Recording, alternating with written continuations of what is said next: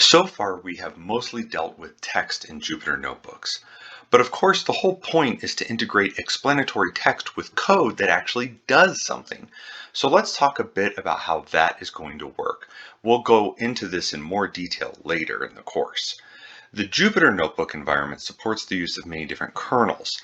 We really just focus on Python 3 kernels in this case, and in Google Colab, they often are referring to this as the runtime. You can see that you're connected to a Python 3 kernel. If you come up to this place where it says connect, if you're not already connected, and I can click to connect, and it's allocating resources on Google's servers, and it now says I'm connected, and if I hover my cursor there, it'll tell me that I'm connected to a Python 3 Google Compute Engine backend.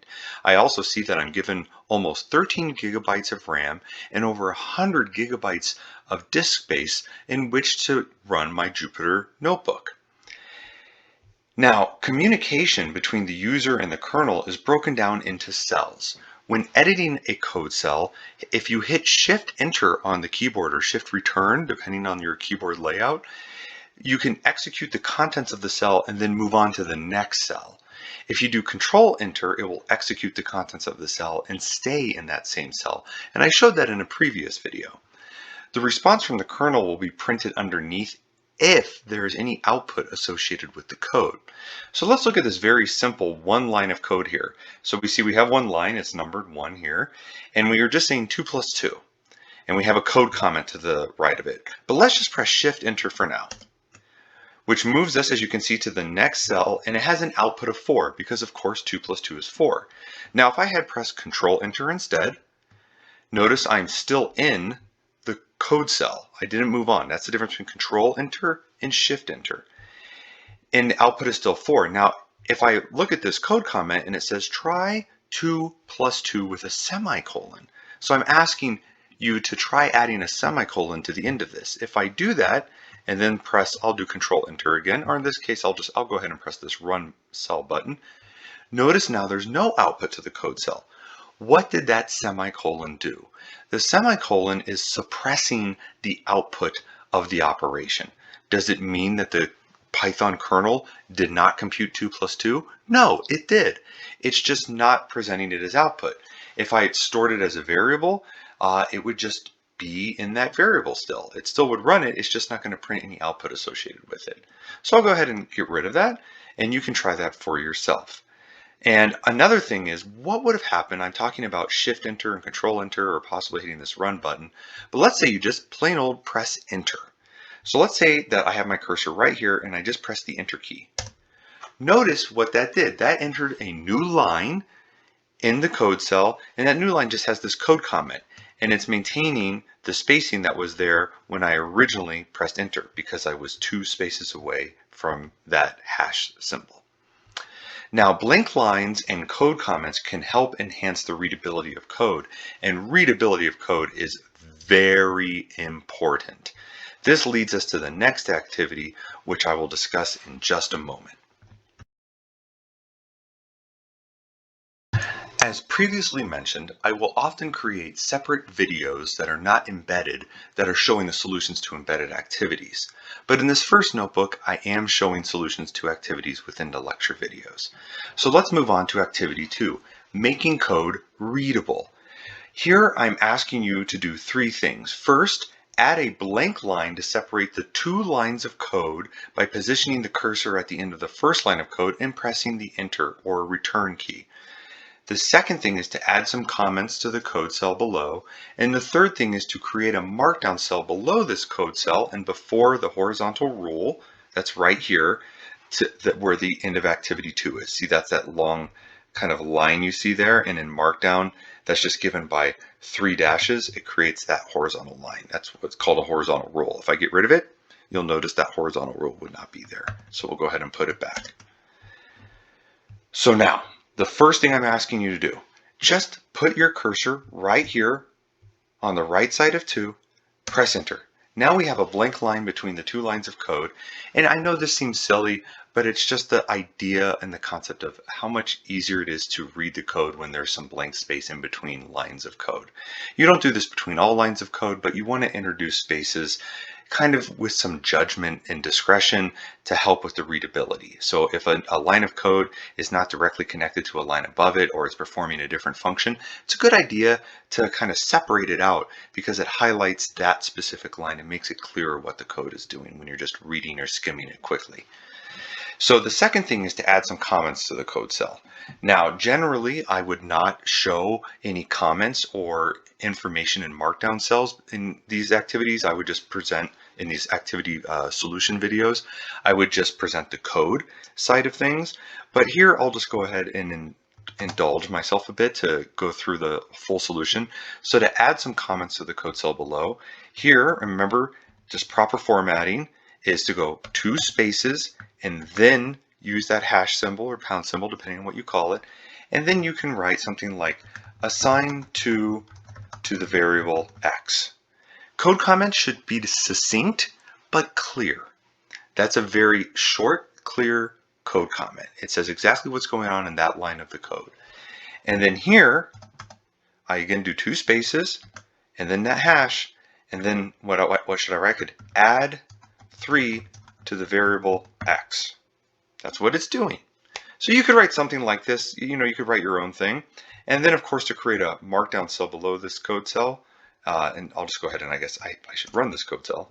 You'll see the output is 5 because that's the operation of x equals 2 being 2 is now x, and then 3 plus x, which is 3 plus 2, is of course 5, and that's the output. And of course, if I had added a semicolon here, it would suppress the output entirely. But let's go ahead and just run that again, and we see 5. Now I'm asked to create a markdown cell below this code cell to explain the output of the code cell. So this is where, again, I can just hover my cursor here and add a text cell.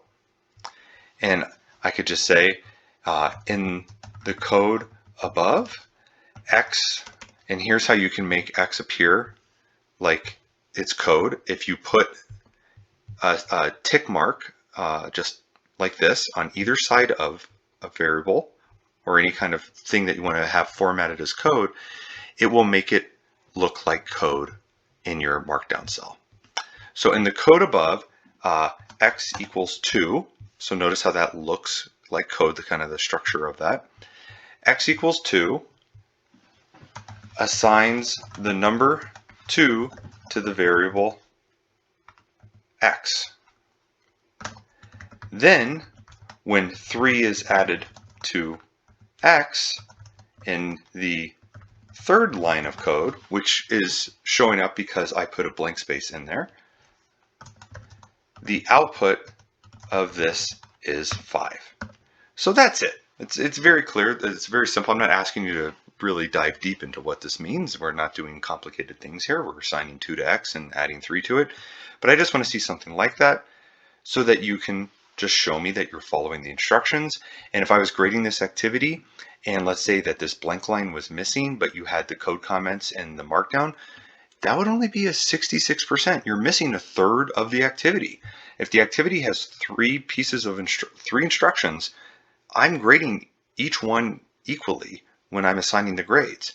So if you forgot to do the markdown, or you forgot to do the code comments, or you only did 1 out of the 3, you can really have your grade dinged. I'm not asking you to do a lot here, but you should do the things that I'm asking you to do. So just make sure to read and follow all the instructions.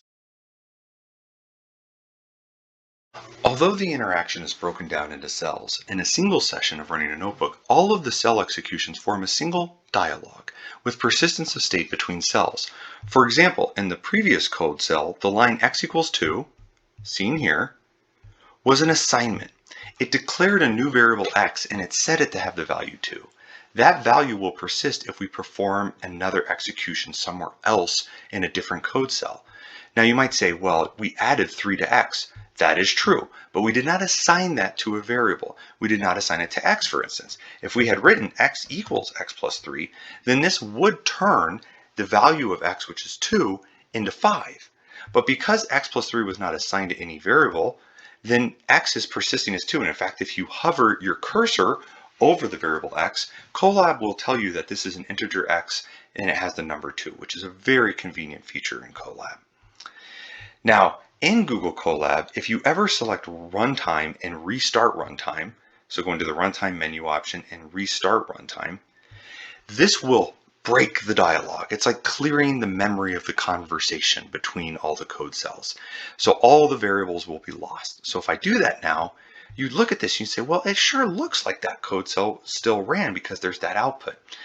Yeah, in these Jupyter notebooks in Colab, and in even the traditional settings, when you restart the kernel, restart the runtime, the outputs are not necessarily cleared, but that's probably something you should do because it's going to look confusing. You might actually notice that code cell hasn't run because look, if you look over at this run button and you hover your cursor there, it'll tell you that cell has not been executed. And if you just look at the square brackets, they're empty. There's no number there. So when you run it, right, you see a check mark that tells you that this has been executed. It tells you about how long it took, which is about 0 seconds because it's such a fast operation. And you see the number 1 there because now this is the first code cell I've executed since I restart the runtime. But let's go ahead and restart the runtime again. So we clear it. If you want to clear the outputs, which I definitely recommend you do, you should edit and clear all outputs. So again, that's the edit menu and clear all outputs. That removes all the outputs associated with cells after you've restarted runtime. That's a really good idea before you do a save, download, and submission of the notebook on Canvas or email to somebody because it keeps the notebook small in size, especially when you start having plots or variables that have big arrays of data in them. If you send the notebook with that type of output or content in there, then the notebooks can start to be rather large, at least several megabytes, and they can just take a while to load. And emails often have limits on like 10 to 15 megabyte sizes for you to email attachments. So in general, it's always a good idea before you submit anything to anybody, whether you're doing it to me or somebody else that you're sharing work with or asking questions about because you might have errors in your notebook that you want them to look at or just outputs that you're trying to share. You should always restart the runtime, clear the outputs, and then run all the cells in order, top down, to make sure that the outputs are exactly as you want, even if it's errors that you're trying to get help on understanding. You should then restart the runtime again, clear the outputs again, and then you should share the notebook.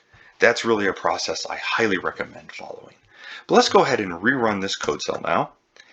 And let's look at this next code cell, which is taking y equals 3 times x plus 1, which means that y should be 7, because 3 times 2 plus 1 is 7.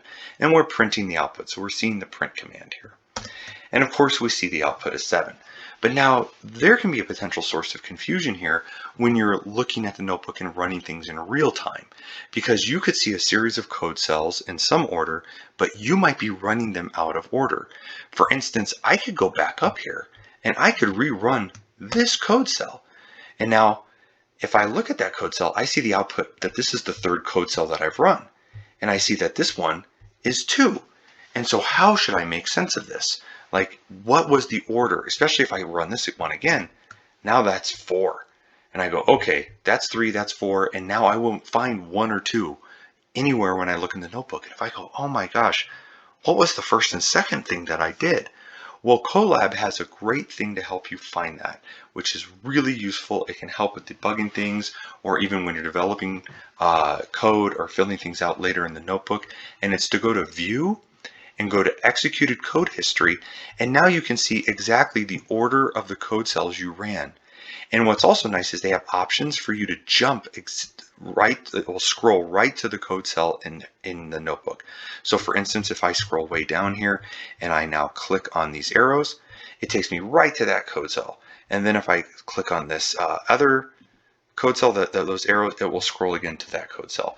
So it's really useful because I could, and you can, I believe you can resize this. Yep, if you hold your cursor right over here, you can make this smaller or larger. So you might could just kind of keep it out of the way, but have it up. And you can imagine that if you were really far down later in the notebook and you wanted to use the variable x and you didn't want to go scroll up and look for what it was, you could look at your execution code history and just look through there very quickly and see it was 2, and then or even how other code was run, things you wanted to know in a future code cell. You wouldn't have to be scrolling all over in your notebook to find things and move them down in the code cell you were working on. You can just use this execution history to help you do your work. It's very convenient. We now go over the third activity, playing with the order of code execution. So we're going to first go back to the code cell where X is declared, and we are going to copy and paste the contents into the code cell below. So let's go ahead and do that now. I'm going to just do Control A to select everything, Control C to copy, and now I'm going to come down here and Control V to paste. I'm on a Windows machine, so that's what I would do. You might use a different key command if you're on Mac, or if you have different hotkeys set up on your computer, or you're using Linux and have customized everything. So that's the first thing. All right, so we've accomplished 1/3 of the activity. We are now asked to split the code cell into two separate code cells, each with a single line of code. Now I give you a hint here. Go to Tools and Keyboard Shortcuts to see how to split at the cursor, which is a nice shortcut to know. So again, if you go to Tools and Keyboard Shortcuts, you will see how to split a code cell. If you can just search in here by doing like a Control F for a find, and you can just look for a split, and split a cursor. You do Control M and then the minus sign or the dash. So we're going to do that. So we're going to come here and we're going to do Control M dash. And now we see that we split the two code cells. Now I also want to get rid of these extraneous extra lines. We don't need them. And so now we have our two code cells. So now we've accomplished the first 2/3 of this activity. Now we're told to change x equals 2 to something else. And now we're going to execute it and then execute the code cell above with y equals 3 times x plus 1 again. So imagine that we make x equal to 5. Now, if you do that, you should make sure your code comment is changed, because otherwise it makes no sense. You're not assigning 2 to the variable x anymore, you're assigning 5. Now let's say I run that. Now I come here and I run this code cell again. The output is 16. Of course, because 3 times 5 is 15 plus 1 is 16. And you definitely see the issue here. This code cell, right, is the 5th one to be executed, whereas now this code cell is the 16th. This again is where viewing, there we go, the executed code history is really useful. You can say, well, y equals 3x plus 1 gave me 7 before because x was 2, but now y equals 3x plus 1 is giving me 16. Of course, that's because x is now 5. That was what was run before I ran that, even though this code cell right here appears above this code cell. And so that's the end of this activity. But I want to just keep this video going because I think it's really interesting to see what happens when you start rerunning this code cell over and over. So I'm going to execute this code cell by pressing Control Enter several times. I'm not even going to keep track, although you can see in the code history, it's keeping track for me. So I definitely ran it a number of times. I am now, let's see what number it is, 17 is the number. If I come back up here and I run this 3 times x plus 1, what do I see as the output? 49. Okay, so you can solve for what x is here. This is a programming for data science in a math department class, so I think everyone should be able to solve for that. But that's really interesting. So what was going on? We were adding 1 to x repeatedly and storing the output as x. And as we reran that code cell over and over and over again, we were incrementally increasing x by 1 each time. And so this is just again illustrating how something like this is kind of a silly example, but something like this can happen where you might reuse variables and you might have them run out of order, like your code cell's out of order, and you can get very confusing because you can just get yourself all mixed up about what the values are and what have I done throughout this notebook. And you can look at your execution history. Of course, that can even get pretty messy if you're rerunning code cells. And there's a point where you just go, I need to restart the runtime. I need to clear all the outputs. And I just need to, let's say, run all the cells up to some point. And you can just select, like if I have this code cell selected right here, I can go to runtime and I can say, I can run all, which will run all, it will attempt to run all the code cells in order in your notebook. I can run all the ones before this particular code cell selected. And then there's some other options. Let's go ahead and do the run before. And notice what it did. It ran all the code cells before except this one, the one that I had selected. So x is 5 here. If I add 1 to it here, And then if you use Google Colab's feature to just scroll your cursor over X and hover on it, it should tell you, let me just zoom in here, what X is. There we go. I had to select the cell. It wasn't selected. So if you're not selecting the code cell and you're just hovering over, it won't tell you what it is. But if you select the code cell and then hover over, it will tell you that X is an integer and it is the number 6. And again, I just want to re-emphasize that when you are submitting assignments or sharing notebooks via email or on Canvas, you really want to restart the runtime and clear outputs.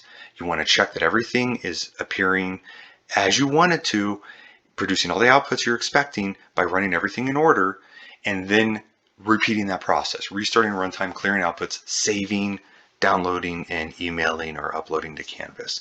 Now, you can also share things directly on Colab, of course, but sometimes you just want to be able to email something, and certainly I want you to submit assignments on Canvas. I'm not providing a solution for the final activity in this section of the notebook before we get to the last video. This activity 4 is really about your relevant academic and skills background. So it's you just telling me about yourself, and I'm just asking you to just practice some formatting text in Markdown while you're actually giving me some information about you. So that's activity 4 and also activity 5 about what do you want for yourself? How do you see this class really helping you out? Why are you taking this class? So again, there's no reason for me to provide a solution for this because it's really about you.